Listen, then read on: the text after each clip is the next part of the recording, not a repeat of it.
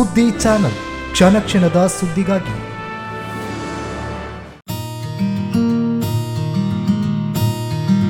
UPI scanner ಬಳಸಿ ಹಣ ತೆಗೆಯಿರಿ. ಕಾರ್ಡ್ ಇಲ್ಲದೆಯೇ ಹಣ ವಿತ್ಡ್ರಾ ಮಾಡಬಹುದಾದ ವ್ಯವಸ್ಥೆ. Google pay, phone pay, Paytm scanner ಬಳಸಿ ವಿತ್ಡ್ರಾ ಮಾಡಿ.